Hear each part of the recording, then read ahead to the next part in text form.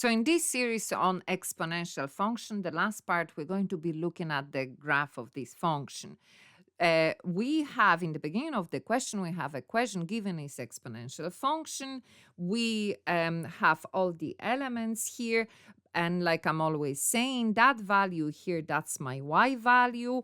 And then h is my x value. And in this particular question, y represent air pressure and x represent height above the sea level. Now, and obviously they are represent with different letters. We don't have y, we have p. We don't have x, we have h. But it doesn't matter. The point is still about those two values. So in this last part, let's have a look. A ball B is at a sea level, so h is equal 0. So here we have that value of x is equal 0, okay? The second ball C is at a height above sea level of h meters. So some height, we don't know what, we are just told that it's more than 0. So if I have a sea level, I have a ball that is at 0, and that's my ball B. And then I have some other ball C, and it is some height above. We don't know what height it is. Each ball is raised up 40 meters. So each one of them goes up by 40 meters. Okay, so that the air pressure on each decreases. So they are saying that once we go up, and that's what we were told in the beginning of the question, the more high above sea level we go, the air pressure is going down, is decreasing. So the question is, which ball, if any, will have a greater decrease in air pressure? And greater is highlighted. Why? Because both of them are going to have a decrease. The question is, well, which one will have greater decrease? Okay, so you are in the exam and you are saying, I don't know how to solve that. What do? Well, you look at all the parts you've done so far. This is part D. We've done part A, part B, part C. What have we learned so far from this question? In part A, we found the coefficient. That's fine. We have that. Then, let me just write down the result. Then we were given the value of y, in this case, value of what P, isn't it, in one of the question, which was 80. And then corresponding value of X that we found was 1,847. Actually, should write here that was actually H, isn't it? But that's my X. Then we had another pair when the Y value came at 32.68, and the x value, which in this case is h, was 8,849. So I'm saying, okay, how am I going to say which one has a greater decrease? Let's just do a small sketch of those 2 points to give me an idea.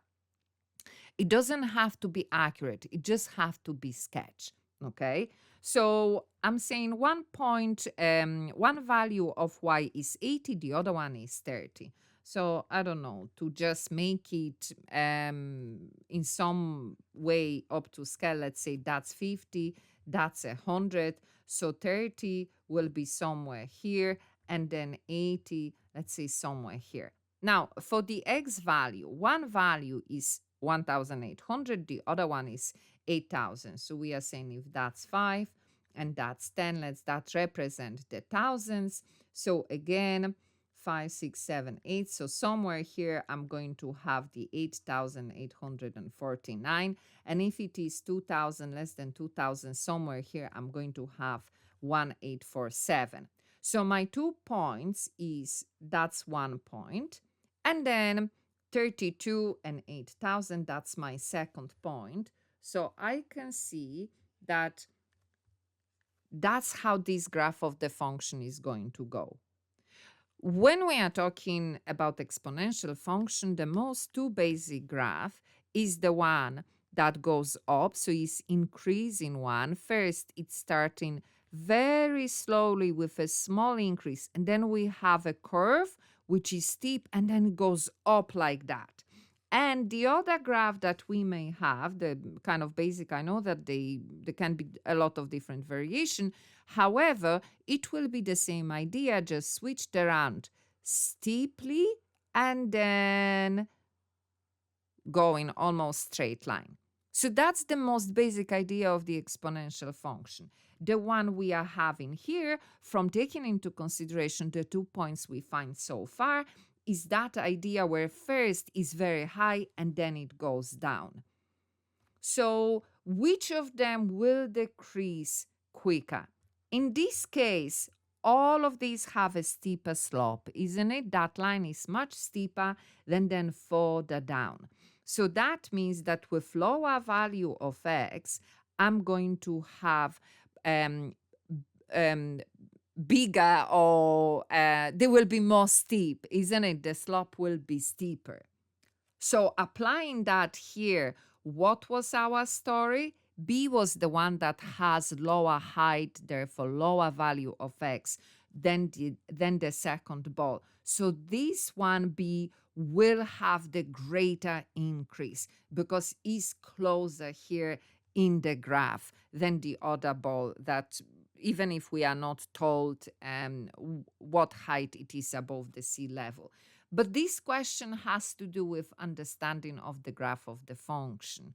So this particular one is about exponential function.